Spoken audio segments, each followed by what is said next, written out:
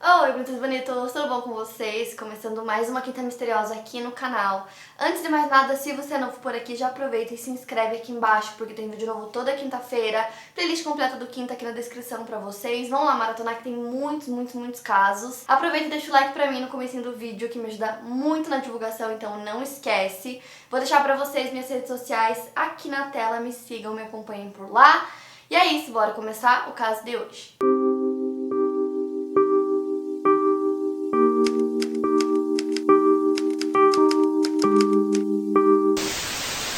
Shannon Catherine Ruzek nasceu em 10 de janeiro de 1984 em Passaic County, New Jersey. Filha de Frank e Sandra Ruzek, ela tinha um irmão chamado Frank. Ela foi criada no condado de Moore, na Carolina do Norte. Eu não consegui encontrar muita coisa sobre a infância da Shannon, mas ela acabou se divorciando do seu primeiro marido em 2009, um homem chamado Leonard Kim. Agora falando um pouquinho sobre o Chris, seu nome completo é Christopher Lee Watts. Ele nasceu em 16 de maio de 1985 em Spring Lake, Carolina do Norte. Filho de Ronnie e Cindy Watts, ele cresceu em Fayetteville, que é a segunda cidade mais populosa do Arkansas, localizada no condado de Washington. Ele saiu da casa dos pais aos 18 anos. Os dois se conheceram em 2010, através do Facebook. O Chris mandou um pedido de amizade para Shannon, ela aceitou, eles começaram a conversar e assim acabou surgindo um interesse romântico entre eles. Logo eles começaram a namorar. O Chris tinha 25 anos e ele não teve namoradas durante o ensino médio e o relacionamento mais longo dele, antes da Shannon, tinha durado 6 meses. Então eles namoraram por 2 anos e aí ele pediu ela em casamento, a Shannon compartilhou o pedido no Facebook e eles se casaram em 3 de novembro de 2012. Os pais do Chris não foram ao casamento porque, segundo a mãe dele, ela e a Shannon não conseguiam se dar bem. A Cindy não gostava da forma como ela tratava o seu filho, então elas sempre tinham alguns desentendimentos.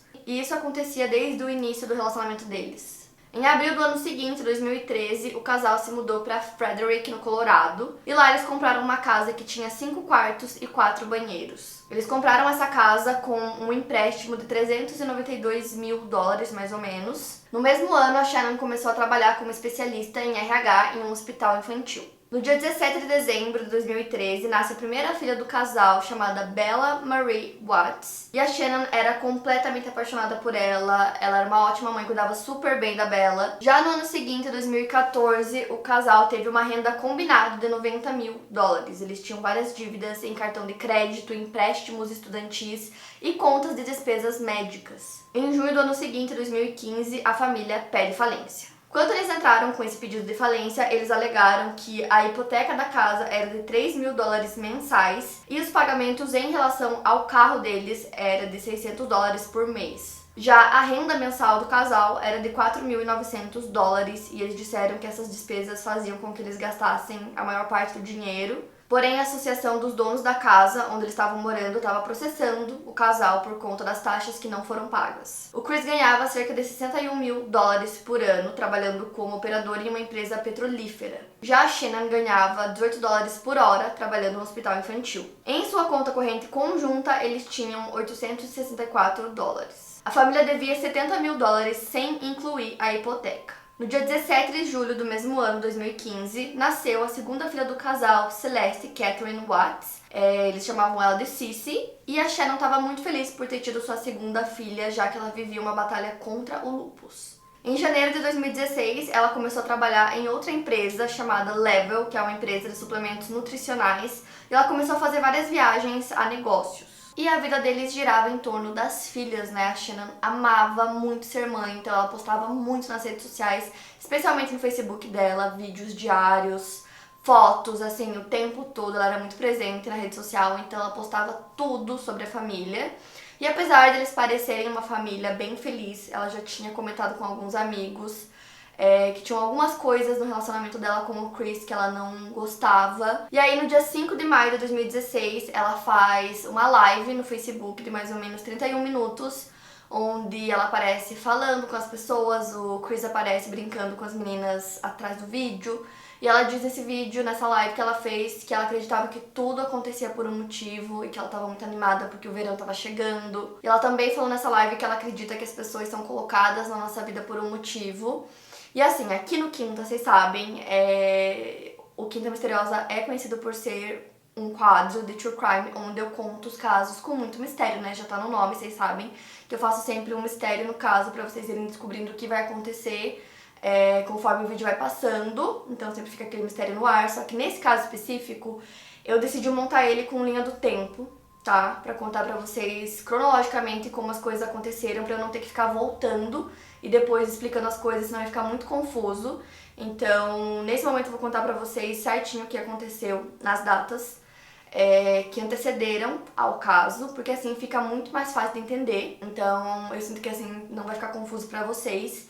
Então, agora eu vou começar a contar dessa forma e aí vai fazer sentido. Vocês vão ver. O Chris conheceu uma mulher chamada Nicole Kessinger no dia 1º de junho de 2018. O contador de gás dela não estava funcionando e ele levou para ser consertado. E ela trabalhava na mesma empresa que ele, então eles se encontraram algumas vezes no escritório e eles conversaram sobre trabalho. No dia 11 de junho de 2018, a Shannon dá ao Chris a notícia de que ela está grávida novamente. Então ela fez um vídeo onde ela veste uma camiseta dizendo "Oops, we did it again" e revela sobre a nova gravidez. O Chris disse que isso é incrível e ele parecia estar feliz com a notícia. Já no dia 14 do mesmo mês, a Shannon grava um vídeo da Bella cantando e dizendo o quanto ela ama o pai. Então ela canta que o pai dela é um herói, que ele ajuda ela a crescer forte, que ele lê livros pra ela, que ele é um herói por completo e que ela ama muito ele. Porém, nesse mesmo dia, por isso que eu falei que eu ia contar pra vocês cronologicamente, porque faz muito mais sentido assim.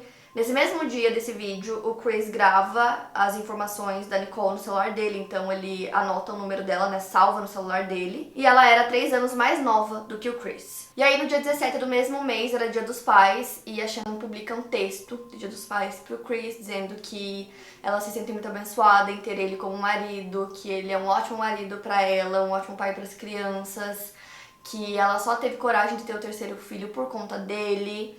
E ela fala várias coisas carinhosas assim pra ele, desde lavar roupa até colocar as crianças pra tomar banho, enfim. Ela coloca várias coisas assim nesse texto e agradece muito a ele, dizendo que ele é um pai maravilhoso. Porém, nesse meio tempo, o Chris já estava saindo com a Nicole. Então, nesse mesmo dia do Dia dos Pais, que a Shannon publica esse texto, ele veio a Nicole nesse dia, foi o 4º encontro deles. E aí, nesse encontro, ele falou, nós nos mudamos da Carolina do Norte, né, pro Colorado.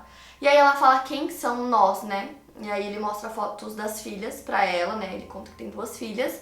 E aí, em uma dessas fotos, a Shannon também tá na foto e ela pergunta quem é e descobre ali que ele é casado e que ela é esposa dele. Então ele explica pra ela que ele realmente é casado, mas que ele já estava no processo de separação, no processo de divórcio. Então, pra vocês entenderem, no trabalho ele não usava aliança, porque ele falou que ele tinha perdido peso e a aliança ficava caindo do dedo dele, então ele não usava no trabalho. E aí a Nicole tinha mandado umas mensagens pra ele, eles começaram a conversar e nisso começaram a se encontrar e a sair juntos. No dia 19 de junho, a Shannon posta uma foto do ultrassom do bebê, falando que o Chris é o melhor pai do mundo. E nesse meio tempo, enquanto ele já estava conversando e saindo com a Nicole, ela fala que quer encontrar com ele depois de uma viagem que ele ia fazer com a família para San Diego. Eles ficariam lá do dia 22 ao dia 26 de junho. Então ela combina com ele que depois da viagem eles vão se encontrar. Então os dois se encontram em um parque que fica em Thornton, no Colorado. E eles continuam se vendo praticamente o mês todo de julho. E ele diz que ele se sentia mais no controle quando ele estava com a Nicole, porque ela pedia a opinião dele para as coisas, perguntava quais eram as vontades dele. Ele sentia que ele podia ser ele mesmo com ela e ele não se sentia assim com a Shannon. Ele também disse que tinha muito interesse na Nicole porque parecia que ela estava perseguindo ele, que ela queria muito ficar com ele. Normalmente ele sentia que quando ele se relacionava com alguém, ele que tinha que ficar indo atrás. E isso nunca tinha acontecido antes. Em casa, ele dizia que a Shannon tomava todas as decisões e no casamento ele não conseguia impor muito as vontades que ele tinha. Ainda no finalzinho de junho, a Shannon leva as filhas para Carolina do Norte, onde elas ficariam por 5 semanas de férias. Enquanto isso, o Chris continuaria no Colorado porque ele tinha que trabalhar. Então, durante o mês de julho, né, que a Shannon tava nessa viagem com as crianças, o Chris via a Nicole de 4 a 5 vezes por semana, então eles se encontravam sempre. E aí, quando eles falavam sobre o casamento dele, ele sempre dizia que ele realmente ia se divorciar, que era uma decisão que ele já tinha tomado, que era definitivo. Então, segundo a Nicole, ela foi pela primeira vez na casa do Chris no dia 4 de julho, porque ele queria fazer uma dieta pra perder peso, então ela foi até lá pra passar essa dieta pra ele. Ele fez um almoço pros dois, eles comeram e ela foi embora. Já ele deu outra versão. Ele disse que nesse dia ele tinha dormido na casa da Nicole, então ele acorda e tem várias ligações da Shannon no celular dele. Então ele fala pra ela que é melhor ele ir pra casa dele, que ela pode ligar e aí ele vai estar em casa. E nisso, o Chris conta que a Nicole ficou um pouco irritada porque ela ali meio que percebeu que ela era a segunda opção e que a Shannon sempre seria a primeira. E aí ela teria ficado brava com ele, dito que não queria mais ver ele naquele dia, então pela manhã ele vai pra casa dele. E algumas horas depois ela muda de ideia e decide ir até lá, que é quando ele faz o almoço para os dois. A primeira vez que é registrada uma ligação entre eles no celular foi no dia 7. Já no dia 10, a Shannon começa a perceber que o Chris tá esquisito, que ele tá diferente, então ela acha que tá tendo algum problema, ela pergunta pra ele o que tá acontecendo, porque ela sente que ele não tá querendo conversar com ela, e ele disse que tá tudo bem, que ele ama ela e que ele só tá tenso por conta do trabalho. E aí ela começa a achar que tem algum problema. Então, esse caso, gente, é um caso que tem muita coisa, porque tudo tá registrado em foto, em vídeo, em mensagem. Então tem muito material. Todas essas mensagens a polícia conseguiu pegar depois e tal, então eles conseguiram ver toda a conversa deles.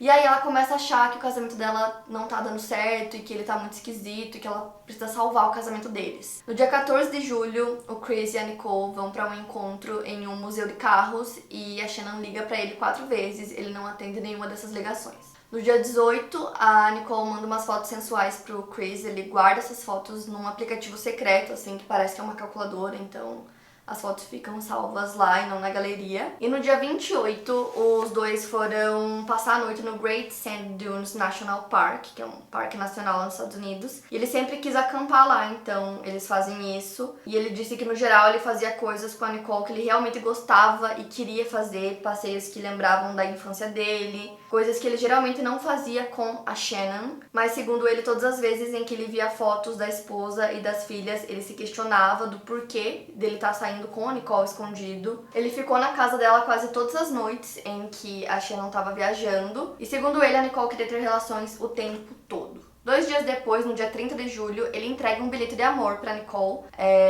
porque ele ia viajar no dia seguinte pra se encontrar com a família dele, então ele entrega esse bilhete pra ela. E aí, no dia 31, ele viaja pra Carolina do Norte e se encontra com a Shannon e com as filhas. E mesmo estando nessa viagem, de família, a Shannon envia mensagens pra um amigo. Em algumas mensagens, ela até aponta alguns problemas que estavam acontecendo entre ela e os pais do Chris. No dia 4 de agosto, à meia-noite e 45, a Shannon envia uma mensagem de texto longa pro Chris, dizendo que os pais dele deram nozes pra Cissy, que era alérgica. Quando ela confrontou os pais dele sobre isso, ele não a defendeu. E como eu falei pra vocês, tinham tensões entre a Shannon e os pais do Chris desde o início do relacionamento dos dois, eles nunca se deram muito bem. Além disso, nas mensagens, ela aponta algumas coisas também que ela tava sentindo desde que o Chris tinha chegado lá na viagem.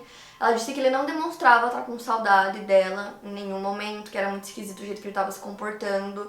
Então ela já tinha percebido que ele estava diferente pelas mensagens, agora pessoalmente ainda mais. Mais tarde, naquele mesmo dia, ela acaba brigando com os sogros, então a festa da Cissy estava marcada. Por conta dessa briga, eles acabam adiando a festa. E nesse meio tempo, no mesmo dia, a Nicole procura vestidos de noiva online. Ela fica 2 horas procurando vestidos de noiva. Ela tava saindo com o Chris fazia poucas semanas, mas depois foi encontrada essa pesquisa que ela fez nesse dia. No dia 7 de agosto, a Shannon manda mais algumas mensagens para alguns amigos falando sobre o relacionamento dela, meio que desabafando mesmo. E nessas mensagens ela disse que o Chris teria dito que estava assustado com esse terceiro bebê, que ele não queria ter mais um filho. E ela disse que ele não beijava nem abraçava ela, que ele mal falava com ela durante a viagem e que se ela não fosse conversar com ele, ele não falava com ela. E que ela perguntava o que estava acontecendo, mas meio que ele não queria falar muito. Então nisso eles tinham voltado pra casa já. E aí no dia 9 a Shannon vai fazer um ultrassom. O Chris vai com ela e ela disse que durante todo o ultrassom ele estava se comportando de maneira muito fria, muito estranha. E por conta disso ela ia fazer um chá revelação, ela acabou decidindo cancelar esse chá. No mesmo dia, ela tinha que fazer uma viagem a trabalho pro Arizona. E nisso ela conta pra um amigo que ela teve uma conversa com o Chris, que tinha sido a melhor conversa deles até agora, desde que ela começou a sentir esses problemas, no relacionamento deles. E ela até escreveu uma carta pra ele, manuscrita, onde ela dizia que ela tava com saudades de ver ele rindo e brincando com as crianças, que era uma coisa que ela amava ver. Inclusive, uma amiga da Shannon, uma colega de trabalho, disse que qualquer pessoa que conhecesse ela sentia a luz que ela tinha, que era muito fácil gostar dela, que ela era muito simpática, que as pessoas adoravam ela. E nisso ela tava viajando, né, a trabalho, e aí o Chris chama uma babá pra ficar com as crianças, e ele fala pra essa babá que ele vai ver um jogo de beisebol com os amigos dele, mas na verdade ele vai se encontrar com a Nicole em um bar de esportes. Então no dia seguinte, dia 12 de agosto, a Shannon envia um texto pra uma amiga dela, tipo um rascunho do que ela tava pensando em enviar pro Chris antes dela voltar pra casa, e era uma mensagem dizendo que ela tava disposta a conversar, a resolver, né, o casamento deles, que se ele precisasse de um tempo, ela daria esse tempo pra ele. E ela dizia também que ela não tava com a cabeça dela em um bom lugar naquele momento por conta disso, e que ela tava grávida, isso não era bom pra ela e nem pro bebê. E ela fala também que ela não conseguiria consertar o casamento sozinha, que eles teriam que trabalhar nisso juntos. Então ela volta pra casa no dia seguinte, dia 13 de agosto de 2018, e uma amiga dela chamada Nicole Atkinson pega ela no aeroporto e leva ela até em casa. Então ela chega em casa às 1h48 da manhã, e essa amiga vê ela chegando e entrando na casa dela. E foi nesse dia que o Chris cometeu o crime, né? Então por isso que eu contei pra vocês tudo na ordem cronológica e o que aconteceu antes, pra vocês entenderem e pra fazer sentido pra vocês do que ficar voltando na história. Nesse dia, logo que ela voltou, o Chris estava se arrumando pra trabalhar e ele acordou a Shannon pra conversar com ela, pra falar sobre o casamento, sobre o futuro deles. E aí ela começa a questionar ele, pergunta se ele tá tendo um caso. Ele diz que não, mas que ele quer a separação. Ela fica muito chateada com isso e diz que ele não vai ver mais as filhas deles. E essa discussão deles durou entre 15 a 20 minutos, mais ou menos. E ele tava em cima da Shannon na cama. Ela até achou que ele queria ter relações com ela, mas ele tava com muita raiva, então ele coloca as duas mãos no pescoço dela e começa a estrangular a Shannon. Ela não lutou, não gritou. Ele disse que acredita que ela poderia estar rezando. Então, logo depois de fazer isso, ele não tentou reanimar a Shannon em nenhum momento. Segundos depois, a filha mais velha do casal, a Bella, ela entra no quarto e pergunta o que tá acontecendo, o que há de errado com a mãe dela. E o Chris responde: mamãe não está se sentindo bem. Então ele enrola o corpo da Shannon num cobertor e arrasta o corpo pelas escadas e leva até a caminhonete dele. Depois, ele coloca as duas filhas na caminhonete também. E as câmeras de segurança mostram que isso aconteceu às 5h27 da manhã. Depois, ele entra no carro também e sai de casa. Ele dirigiu por cerca de 45 minutos até uma propriedade da Anadarko, que é a empresa que ele trabalhava. Ao chegar no local, ele descreve que ele utilizou um cobertor, que era o cobertor favorito da filha dele, pra focar ela, a Cici, que era a filha mais nova. Depois, a Bella, que é a mais velha, antes de acontecer o mesmo com ela, ela pergunta: papai, a mesma coisa vai acontecer comigo? Então as últimas palavras dela foram: papai, não. Então ele pega o corpo das duas filhas e coloca em um tanque de óleo. Já o corpo da Shannon, ele enterrou no chão, próximo desses tanques de óleo. Ele cavou uma cova rasa, enterrou o corpo dela, lembrando que ela estava grávida de 15 semanas do terceiro filho do casal, que era um menino e se chamaria Nico. Depois ele volta pra casa dele, ele para em uma caçamba de construção na vizinhança e joga as roupas e o cobertor das filhas nessa caçamba. Ele tinha algumas roupas extras na caminhonete dele, então ele troca de roupa depois do crime e daí ele vai pro trabalho. Era mais ou menos 12h27 daquele mesmo dia e o Chris troca algumas mensagens com o corretor de imóveis do casal, dizendo que eles estavam procurando por uma nova casa. Essas mensagens eram enviadas pro Chris e pra Shannon simultaneamente, então o corretor em certo momento pergunta por que ela não tá respondendo ou recebendo as mensagens. E o Chris diz que ela não apareceu o dia todo e que aquilo era muito estranho. Mais tarde, às 1h40, uma amiga da Shannon, a Nicole, que foi a mesma que foi buscar ela no aeroporto e levar ela pra casa, ficou muito preocupada com a amiga porque ela tinha uma consulta médica e ela nunca faltava às consultas com o ginecologista, né, pra ver o bebê, pra acompanhar a gravidez, e ela faltou nesse dia, então ela sabia que isso era muito estranho. Então ela manda várias mensagens pra Shannon, que não responde, e ela acha muito esquisito ela não tá respondendo, ela não ter ido na consulta. Ela decide ir até a casa da Shannon, o carro dela tá lá, ela bate na porta várias vezes e ninguém atende, então ela fica muito preocupada e decide ligar pra polícia, e ela pede pra que eles façam uma verificação de bem-estar, que é basicamente quando você não sabe se aconteceu alguma coisa, mas você acha que pode ter acontecido. Então ela liga pra polícia. Os policiais chegam lá e ela conta pra eles que tudo isso é muito estranho, que ela ia encontrar com a amiga naquele dia, então ela tava um pouco preocupada. Nisso, o Chris vai até a casa também e os policiais começam a fazer uma busca pela casa pra ver se tá tudo bem, se aconteceu alguma coisa. E esse caso, gente, tem muita coisa. Tem todas as mensagens de texto, tem foto, tem vídeo. Como eu falei pra vocês, a Shannon postava muita coisa. Então, quando esse caso aconteceu, tinha muitas coisas na internet que ela postava. Então, tem muito material desse caso. Inclusive, o policial, ele tava com uma câmera no peito. Isso acontece muito nos Estados Unidos. Então, ele filmou tudo. Toda a abordagem foi filmada. É muito interessante ver. Eu vou deixar pra vocês alguns links aqui na descrição, pra que vocês possam ver, porque eu queria colocar aqui no vídeo, mas acho que não dá. Porque a abordagem do policial e também do vizinho, que tava lá junto com a amiga da Nicole e tal, é sensacional, sério. Poucos casos a gente consegue ver uma abordagem assim, tão bem feita. E o vizinho sentia, tipo, ele sabia de alguma forma que tinha alguma coisa estranha acontecendo. Quando eles perguntam pro Chris sobre a Shannon, ele disse que ela falou que ia levar as crianças pra casa de um amigo e que ele teria saído pro trabalho e que ela teria saído depois dele. Só que os vizinhos, né, eles tinham câmeras de segurança do lado de fora da casa e eles olharam as câmeras e eles viram que ela não tinha saído de casa. E como eu falei pra vocês, essa mesma amiga tinha levado ela pra casa e ela viu ela entrando na casa, então ela sabia que ela tinha entrado. O Chris disse que ela tinha saído sozinha com as crianças, mas não era isso que mostrava nas câmeras. Então, assim, tudo isso tem filmagem deles, né, revisando essas imagens. O policial chama ele pra revisar e olhar junto com ele essas imagens que mostrava apenas ele saindo de casa às 5 e pouco da manhã. Então, assim, o comportamento do Chris durante toda essa abordagem do policial que aparece eles andando pela casa, e ele sempre tá, tipo, muito agitado, mexendo no celular, ele não para. Ao mesmo tempo, ele não parece nem um pouco preocupado que a esposa dele não tá em casa e não tá respondendo mensagem, eles não sabem onde ela tá. Então, a forma como ele tá agindo é muito estranha. E aí o policial faz as perguntas, ele tá super agitado, assim, meio que tentando pensar no que falar. Nessa altura, ainda não sabiam, né, que o crime que ele tinha cometido. Mas por isso que eu quis contar pra vocês antes, porque faz todo sentido quando você vê as imagens, né? Aí o vizinho também tem que enaltecer ele, porque além de ter pegado as imagens e levado pra mostrar pros policiais, eles chamaram os policiais pra irem até a casa ver se tava tudo bem. Eles ficam lá o tempo todo e aí tem um momento que tá só o vizinho e o policial. E aí ele fala assim que a forma como ele tá agindo tá muito esquisita. Ele até fala pro policial, o vizinho, que o Chris não parecia preocupado com a situação e que parecia que ele tava tentando o tempo todo encobrir os seus rastros. Então, foi realmente muito incrível o que os vizinhos fizeram. E aí, agora dando meu ponto de vista, né, porque eu assisti o documentário, eu assisti todas as imagens, e o Chris realmente tá muito agitado, ele parece assim, no momento que eles estão colocando as imagens na TV, ele não quer olhar, então ele fica, tipo, tentando desviar o olhar, mexendo no celular.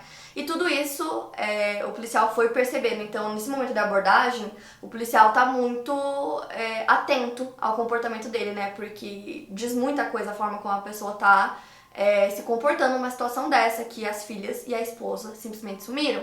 Então o policial fica olhando pro vizinho e olha pra ele, olha pras imagens. Eu vou deixar pra vocês os links aqui na descrição.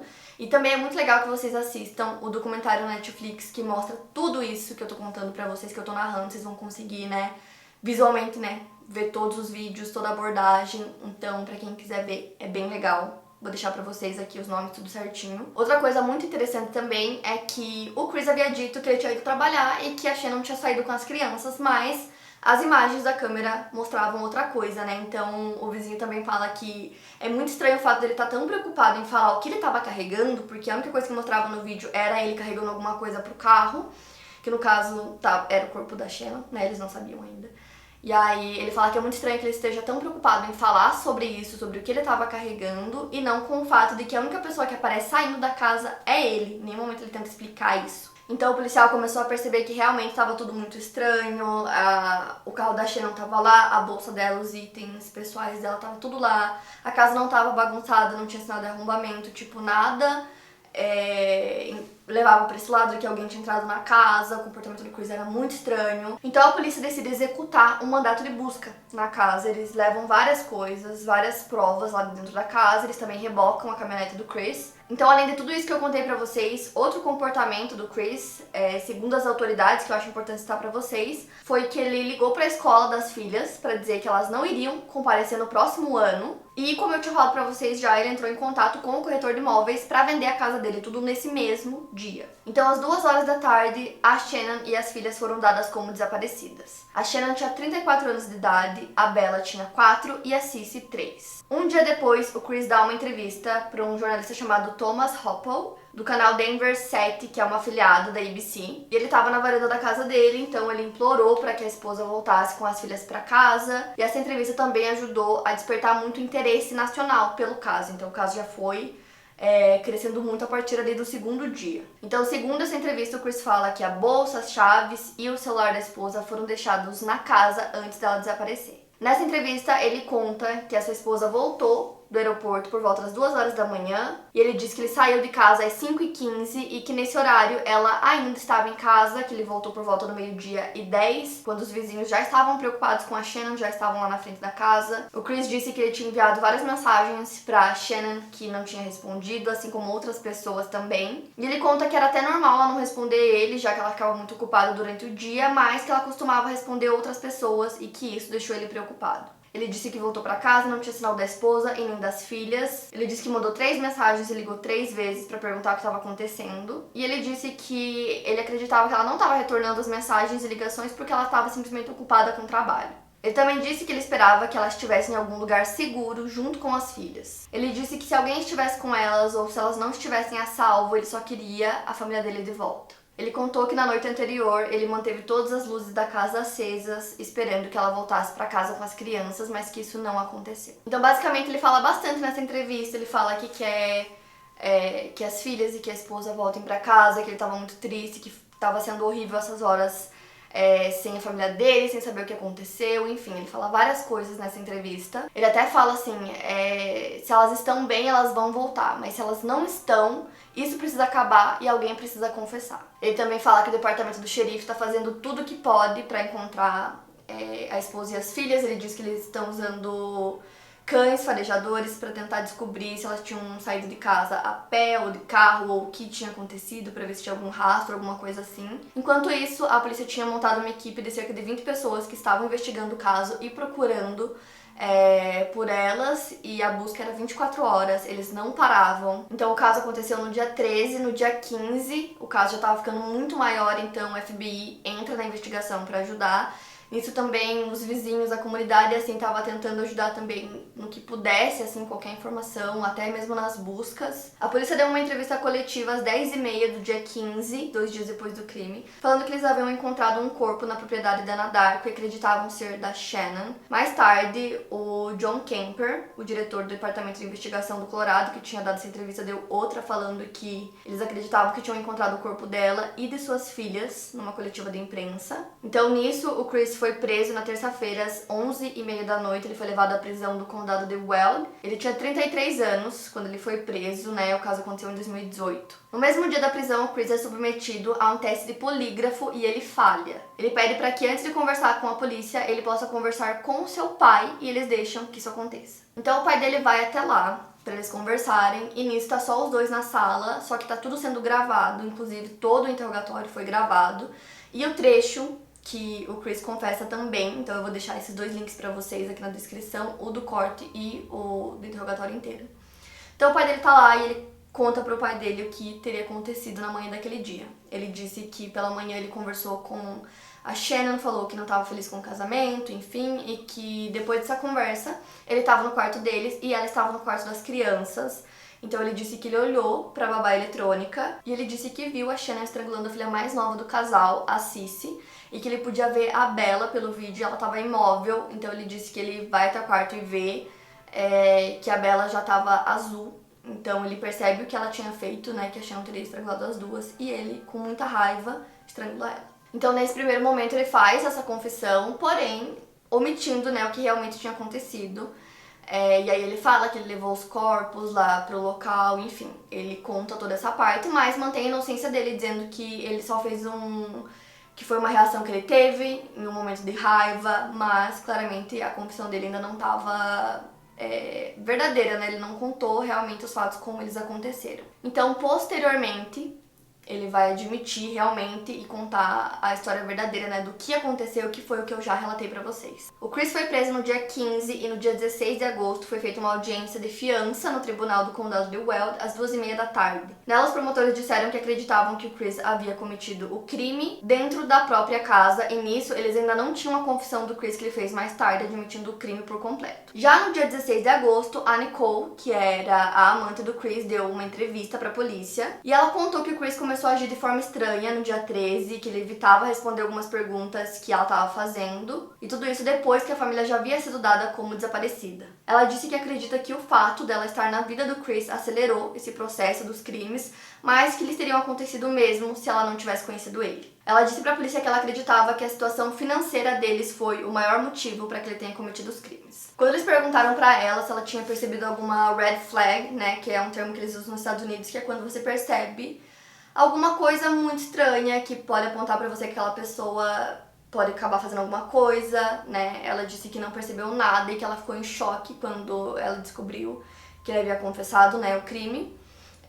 E aí os policiais queriam ver o celular dela, né? Queriam ver todas as mensagens, tudo que eles tinham conversado, e ela tinha apagado tudo. E ela disse que apagou porque ela tava se sentindo enojada por ter tido, né, esse relacionamento com ele, depois de descobrir o que ele tinha feito. Ela disse que ela só tinha contado pro pai dela e pra um amigo que ela tava tendo, que ela tava, né, basicamente tendo um relacionamento com o Chris, mas ninguém sabia.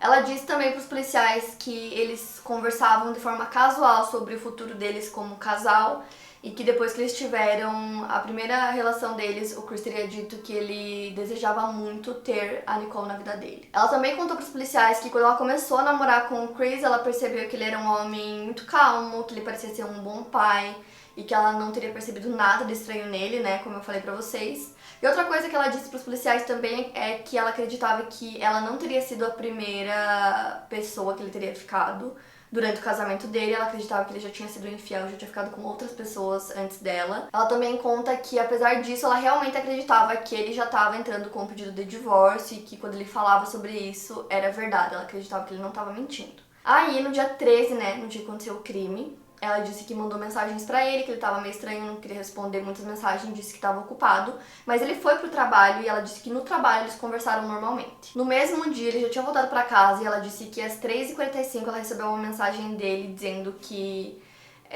a família dele se foi. Então ele disse que a Shannon teria saído de casa com as filhas, ele não sabia pra onde. E ela falou que nessa mensagem ele não parecia preocupado, que ele tava muito calmo, parecia mais uma conversa casual mesmo, e que ela achou meio estranho, ela ficou meio preocupada, só que ao mesmo tempo ela não quis aumentar a situação, porque pra ele parecia que não tinha nenhum problema muito grande nisso. Ela disse que ela só descobriu que ele ainda estava casado e que ele não tinha entrado com um processo de divórcio pelas notícias que estavam saindo nos jornais, e ela disse que também não fazia ideia de que a Shannon estava grávida, que ela não sabia, só descobriu isso depois. E ela disse que conforme ela foi vendo essas notícias, ela começou a mandar várias perguntas pra ele, que ela começou a ficar preocupada e que ela perguntava, tipo, sobre, por exemplo, se as cadeirinhas das meninas estavam em casa ou se alguém tinha levado alguma coisa, que ela meio que estava preocupada com o caso, e que ele ficava meio que mudando de assunto, que ele não queria falar sobre isso. Ela também disse que ele não demonstrava nenhuma emoção, e aí no dia seguinte, no dia 14, ela disse que enviou mensagem pra ele, porque ela já tava achando aquela história muito estranha, não tava colando as coisas que ele respondiam. Então ela falou assim, o que ele sabia sobre o desaparecimento da família dele e o que ele havia feito. Então ele responde que ele jamais machucaria a família dele. Em dado momento ela disse que ela sentia que ele estava contando tantas mentiras pra ela que ela não queria mais falar com ele até que a esposa dele aparecesse. E nisso, no dia seguinte, foi quando ela foi até a polícia pra contar que ela estava em um relacionamento com ele, né? A polícia não sabia disso ainda. E aí ela deu essa entrevista, contou tudo, né, que ela sabia, que é basicamente o que eu contei pra vocês agora. Pra polícia ela disse que suspeitava dele e nisso eles ainda não tinham a confissão. A confissão aconteceu no mesmo dia mais tarde, quando ele foi preso, né?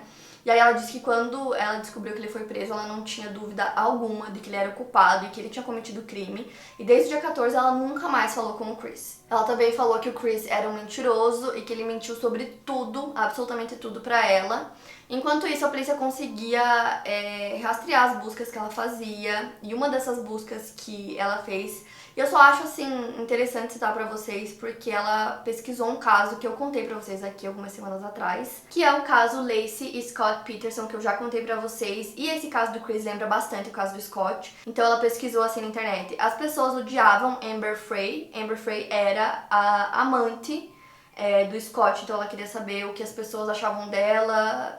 Tava com medo, basicamente, se ela seria envergonhada publicamente, se as pessoas iam odiar ela. Então ela fez essas buscas 4 dias depois que o Chris foi preso. E ela também fez algumas buscas sobre um contrato de livro que a Amber teve. E também pesquisou sobre o patrimônio líquido dela. Tudo isso de acordo com documentos divulgados na investigação do Chris Watts, que foi obtido pela revista People. Vou deixar aqui o link aqui embaixo pra vocês. E ela também passou muitas horas pesquisando sobre a vida da Shannon, artigos sobre homens que casam com as amantes. Também se policiais poderiam rastrear mensagens de texto. No dia 17 de agosto foi marcada uma vigília, onde foram acesas várias velas na frente da casa da família Watts. As pessoas levaram velas, levaram alguns presentes também. Já a audiência da acusação do Chris aconteceu no dia 21 de agosto de 2018. Ele foi acusado de 3 acusações de assassinato em primeiro grau, mais 2 acusações adicionais de assassinato em primeiro grau com vítimas menores de 12 anos. E além dessas, ele foi acusado de interrupção ilegal de gravidez e mais 3 acusações de adulteração de corpo. No dia 22 de agosto, a Nicole foi demitida. No dia 1º de setembro, é realizado o funeral da Shannon e das filhas na Carolina do Norte. No dia 6 de novembro de 2018, no tribunal, o Chris se declara culpado das 9 acusações que ele enfrentava. A família da Shannon não queria a pena de morte para o Chris. Ele foi representado por um advogado do gabinete da Defensoria Pública do estado do Colorado. Então, basicamente, o Chris fez um acordo com os promotores que não buscaram a pena de morte. Ele concordou em cumprir 3 penas de prisão perpétua consecutivas, nesse acordo que ele fez com a promotoria. Uma fonte próxima ao Chris disse à revista People que ele aceitou fazer o acordo porque ele sabia que havia muitas provas físicas contra ele e que ele não gostou de ter que fazer isso, mas reconheceu que ele não tinha muita opção depois do crime que ele tinha cometido. No dia 19 de novembro, ele foi condenado a 5 prisões perpétuas e não há possibilidade alguma de liberdade condicional. Então, além das prisões perpétuas, ele pegou mais 48 anos por interrupção ilegal de gravidez e mais 36 anos pela disposição dos corpos. O juiz Marcelo Copol, que é o juiz do caso, disse que esse crime é o mais desumano e cruel que ele já lidou em todos os anos de trabalho dele. E nesse mesmo dia da condenação, os pais da Shannon pedem que o Chris também seja acusado de homicídio culposo. O pai do Chris, Ronnie Watts, disse durante a sentença do filho que, assim como a polícia, ele não sabia o porquê dele ter cometido os crimes. No dia 3 de dezembro de 2018, o Chris é transferido do Colorado para uma prisão de segurança máxima em Wisconsin. No dia 18 de fevereiro de 2019, o Chris decide dar uma entrevista. Ele dá essa entrevista na prisão junto com os investigadores. A entrevista foi enorme, durou 5 horas mais ou menos, e ele contou tudo. Ele relatou o crime assim, em detalhes, tipo, coisas que ele não tinha falado ainda, tanto que rendeu 31 páginas a mais para a polícia anexar ao caso. Então ele contou tudo, que é basicamente o que eu contei pra vocês na linha do tempo que eu montei. Nisso, os investigadores ainda não conseguiam entender qual foi o motivo do crime, né? O Chris disse que enquanto ele dirigia com as filhas no carro, ele estava pensando que depois de cometer os crimes ele ia se matar também. Ele disse que ele não consegue explicar o que ele estava sentindo, que parecia que ele estava sendo controlado por alguma coisa, alguma força, alguma coisa nesse sentido. Ele também falou que ele estava com muito medo nas prisões porque ele recebia ameaças o tempo todo. Os outros presos ficavam ameaçando e gritando coisas pra ele. Depois que ele foi preso, apareceram 2 pessoas dizendo que teriam tido um caso com o Chris também. Teve um homem de Wyoming dizendo que ele teve um caso com o Chris e uma mulher do Colorado dizendo que ela saiu com ele uma vez e que eles tiveram relações no estacionamento de um Chick-fil-A, que é um restaurante nos Estados Unidos. O Chris negou ter tido qualquer relacionamento com essas pessoas, além da Nicole. Ele disse que foi só ela. Ele também falou que ele desejava nunca ter conhecido a Nicole, que antes de conhecer ela, ele não achava que o relacionamento dele, que o casamento dele estava tão ruim assim. Depois ele falou que ela sabia que ele era casado, mas que ele realmente mentiu, dizendo que ele já tinha pedido divórcio, quando na verdade ele não tinha falado sobre isso ainda com a Shannon, né? Ele só teria falado disso com ela no dia 13, que foi o dia que ele cometeu os crimes. Mas ele também falou que a Nicole não teve nada a ver, que ela nunca teria pedido pra ele se livrar da família dele, nem nada do tipo, então ele assumiu a culpa totalmente nisso. E ele fala também que ele se arrependeu de ter cometido esse crime, que ele tem várias fotos da Shannon e das filhas, que ele tem um livrinho que era da Cissy, que ele fica olhando pras fotos e conversando com elas durante o dia. Já os familiares descrevem a Shannon só falando coisas boas, assim, sobre ela. Muitos falam como ela adorava ser mãe, que ela era uma ótima mãe, como eu falei pra vocês. Ela postava muito, então tem muitos vídeos, muitas fotos. É bem difícil assistir, assim, depois que você, né, descobre tudo o que aconteceu com elas, mas tem muita coisa, e no documentário da Netflix tem várias dessas postagens, assim, então é bem difícil de ver, mas dá pra perceber, assim, o quanto ela realmente era uma pessoa muito carinhosa, era uma ótima mãe. No dia 18 de novembro de 2019, o juiz Todd Taylor, do condado de Weld, decidiu que o Chris deveria pagar 6 milhões de dólares aos pais da Shannon, 3 milhões pelos crimes e 3 milhões pelos danos emocionais causados à família. Então eles entraram com uma ação civil, que foi iniciada no dia em que ele foi considerado culpado de todas as acusações, e a família da Shannon entrou com esse processo para recolher qualquer dinheiro que o Chris pudesse ganhar no futuro. Basicamente, eles fizeram isso para impedir que ele conseguisse lucrar com o caso, seja em livro ou se ele decidisse vender os direitos do caso para que fossem feitos, sei lá, série, filme, alguma coisa assim. E até mesmo para que impedisse que ele conseguisse ganhar algum dinheiro da venda da casa onde a família morava. Então é muito improvável que os pais da Shannon recebam algum dinheiro do Chris. O valor também cresce com juros de 8%. Mas assim, pelo menos eles conseguem impedir que ele lucre de qualquer forma com o caso. O pai da Shannon, Frank Ruzick, foi diagnosticado com um transtorno de estresse pós-traumático e ele falou que ele confiava muito no Chris para cuidar da filha, das netas dele, e que elas também confiaram nele e que hoje ele só consegue sentir nojo. E para a família da Shannon foi muito difícil todo esse processo, porque naquele primeiro momento o Chris contou uma versão que era mentira, então eles tiveram que ler em vários lugares que ela teria estrangulado as próprias filhas. Então até ele contar a verdade, eles sofreram muito, eles tiveram que ver ele várias vezes, né, nas audiências, então também foi muito difícil pra eles. Então naquele primeiro momento que as pessoas acreditavam nessa versão que o Chris contou, eles recebiam até ameaças de morte, que é uma coisa bizarra, assim, porque era tudo mentira, né, então eles falam que é extremamente difícil até hoje pra eles, que parece que todo dia eles morrem mais um pouquinho, e que eles sentem muita falta dela e das netas. E também uma coisa que eu li, que é até difícil relatar pra vocês, que eles falaram, é que depois foi descoberto, né, que as crianças estavam vivas, o Chris contou que elas estavam vivas. Então, pra eles é muito difícil imaginar que ele teve coragem de cometer o crime usando o cobertor favorito das crianças e que elas estavam vivas e que elas viram tudo. E acho que a mãe da Shannon até falou assim que ela esperava pelo menos que as crianças estivessem dormindo, que as crianças não tivessem visto nem sentido nada, e que esse crime é extremamente cruel, então assim, realmente parar pra pensar nisso é horrível. Esse documentário que eu falei pra vocês, ele junta tudo isso, todas as imagens, vídeos, fotos, as imagens policiais, tem na Netflix, foi lançado em 2020, se eu não me engano. E a diretora do documentário foi até a Carolina do Norte para conversar com os pais da Shannon e pedir a permissão para gravar o documentário. Ela falou que isso era muito importante para ela. Ela também disse que eles não só aceitaram que ela gravasse esse documentário, como eles deram acesso ao celular da Shannon, computador, várias coisas pra ela ter realmente muita coisa, porque eles acreditavam que ela ia contar a história verdadeira. Depois que o documentário foi ao ar, a People publicou que o Chris começou a receber muitas cartas na prisão. Gente, isso não entra na minha cabeça de forma alguma.